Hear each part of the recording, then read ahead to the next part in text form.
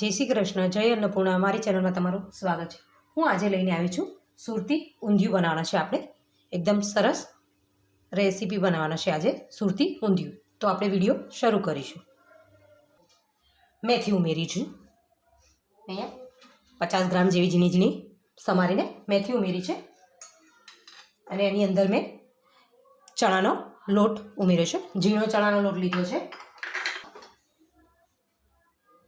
એ જ માપથી મેં અહીંયા ઘઉંનો જાડો લોટ આવે એ લીધો છે ભાખરીનો. 1 ચમચી આદુ મરચાં લસણનો પેસ્ટ ઉમેરીશું. જો તમે લસણ ના ખાતા હોય તો નહીં ઉમેરવાનું. સ્વાદ પ્રમાણે મીઠું ઉમેરીશું. ચપટીક હળદર ઉમેરવાની છે. અને ચપટીક આપણે લાલ મરચું ઉમેરીશું. અડધી ચમચી જેટલું છે. અડધી ચમચી કરતાં પણ ઓછી ગરમ મસાલો છે. ઊંધિયાનો જ ગરમ મસાલો છે એ ઉમેરવાનો છે. અને અહીંયા બેકિંગ સોડા ઉમેરીશું. એ પણ થોડોક જ ઉમેરવાનો છે આપણે. 1 ચમચી જેટલો લીંબુનો રસ છે એ પણ ઉમેરી દઈશું. 2 ચમચી જેટલું તેલ છે એ ઉમેરી દેવાનું છે અંદર. બધી વસ્તુને આપણે મિક્સ કરી લેવાની છે સરસ. હવે બધું મિક્સ થઈ ગયું છે તો મેં આ નાની વાટકી લઈને પાણી લીધું છે. એટલું જ ઉમેરવાનું છે આપણે.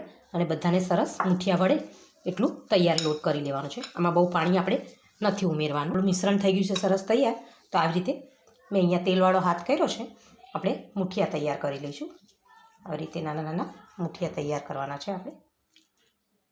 અને આવી રીતે સરસ તમે ગોળ પણ આકાર એને આપી શકો છો. જે રીતે તમારે કરવા એ રીતે કરી શકો છો. આવી રીતે આપણે બધા જ મૂઠિયા બનાવી લઈશું. આવી રીતે મેં બધા જ મૂઠિયા તૈયાર કરી રહ્યા છે.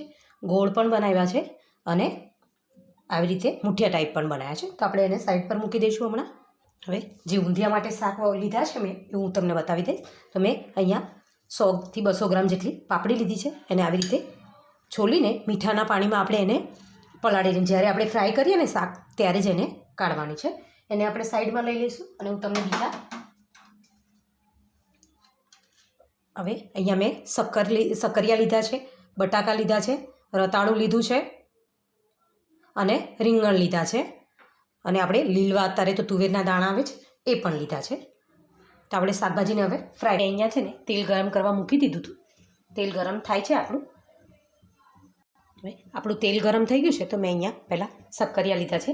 આવી રીતે જાળીમાં નાખીને એને ફ્રાય થવા દઈશું. આપણે મીડિયમ ફ્રાય થવા દેવાના છે. બહુ વધારે નથી થવા દેવા. આપણા શક્કરિયા ફ્રાય થઈ ગયા છે કેમ કે બહુ વધારે કૂક નથી કરવાનું. જો આવી રીતે કરશું એટલે થઈ જશે. થોડુંક આપણે ઊંધિયું ચડશે ત્યારે પણ એ થઈ જશે. તો હું એક બાઉલમાં એને કાઢી લઉં છું. એ જ રીતે આપણે બટાકા પણ ફ્રાય કરી લઈશું. બટાકા પણ કૂક થઈ ગયા છે સરસ. એને પણ આપણે એક બાઉલમાં કાઢી લઈશું. પણ આવી રીતે ફ્રાય કરી લેવાના છે. આપણે રીંગણને તો વધારે ફ્રાય થવા નથી દેવાના. જો એને કલર એટલો સરસ બદલાઈ ગયો છે રીંગણને. આપણે એને તરત કાઢી લઈશું. તુરણ પણ આવી જ રીતે તળી લઈશું.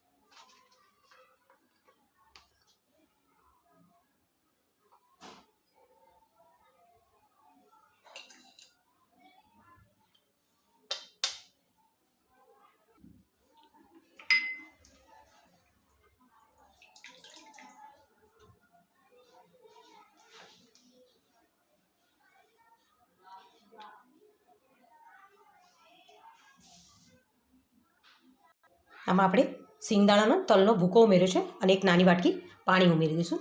કેમ કે બહુ ગ્રેવીવાળો મસાલો તૈયાર નથી કરવાનો, આપણે સૂકો મસાલો તૈયાર કરવાનો છે. તો આ બધી વસ્તુને આપણે પીસી લઈએ. જો આપણો મસાલો સરસ આપણો તૈયાર થઈ ગયો છે એકદમ. હવે જે આપણા તળેલા શાકભાજી છે એની અંદર આપણે આ મસાલો 2 ચમચી જેટલો ઉમેરી દેવાનો છે. એ બધું મિક્સ કરી લઈશું. બસ રીતે કોટિંગ થઈ ગયું છે આપણા તળેલા શાકને, બધી જ વસ્તુને. તો હવે એને આપણે સાઈડ પર મૂકીને આપણે વઘાર કરીશું. એક પેન મૂકી દીધી છે, થોડીક મોટી લીધી છે કેમ કે આપણે ઊંધિયું વધારે છે તો થોડુંક વાસણ મોટું જ લેવાનું છે. ગેસની ફ્લેમ ચાલુ કરી દીધી. હવે આપણે એમાં તેલ ઉમેરીશું. જે તેલ આપણે મુઠિયાને તળેલું હતું એ જ તેલ ઉમેરવાનું છે કે આ ઊંધિયામાં આપણે તેલનું પ્રમાણ થોડું વધારે રાખીએ છીએ. તો મેં અહીંયા આવા 4 ચમચાનો ઉપયોગ કર્યો છે. તેલ આપણું ગરમ થઈ ગયું છે તો આપણે એમાં હિંગ ઉમેરી દેવાની છે. અને જે પાપડી આપણે મીઠાવાળા પાણીમાં બોળેલી હતી એને પહેલાં આપણે ઉમેરી દેવાની છે તેલમાં.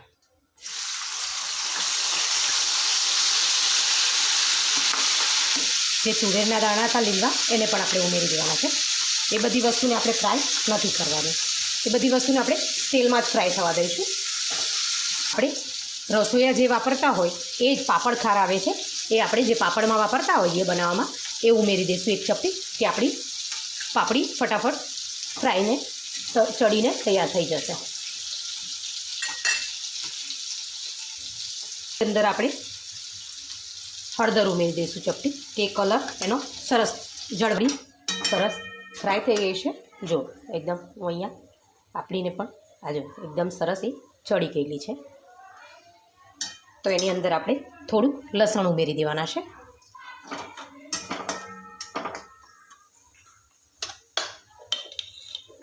અને મીઠું ઉમેરી દઈશ. જ આપણે બીજો મસાલાનો ઉપયોગ કરશું. તો અહીંયા મેં ધાણા જીરું પાવડર લીધું છે અને ઊંધિયાનો મસાલો છે એ 1 ચમચી છે એ ઉમેરી દઈશું. ચમચી ઉમેરી દીધો છે.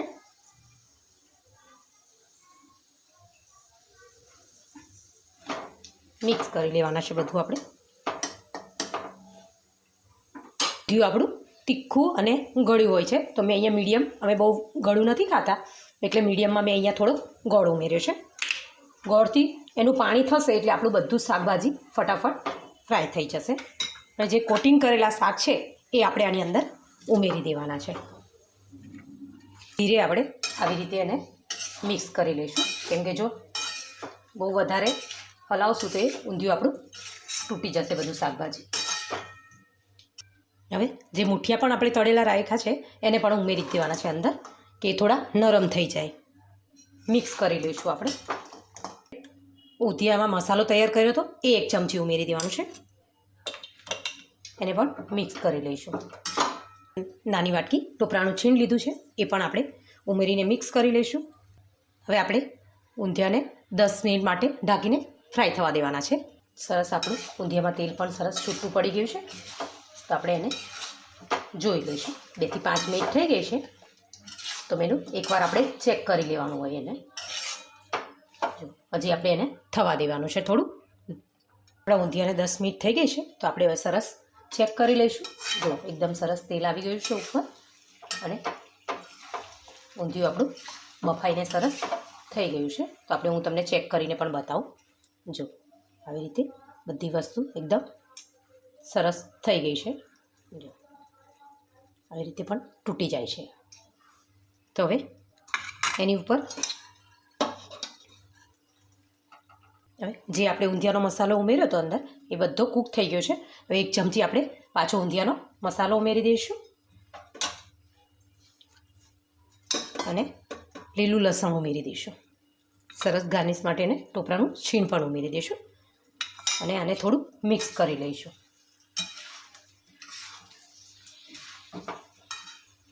અંદર આપણે દાણા ઉમેરી દેવાના છે. હવે હું ગેસની ફ્લેમને બંધ કરી દઈશ. તૈયાર થઈ ગયું છે આપણું સુરતી ઊંધિયું. એની પર આપણે થોડું ટોપરાનું છીણ નાખીને ગાર્નિશ કરીશું અને થોડા દાણા ઉમેરીશું.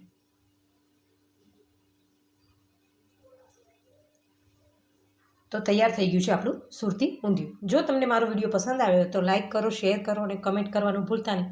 જય અન્નપૂર્ણા.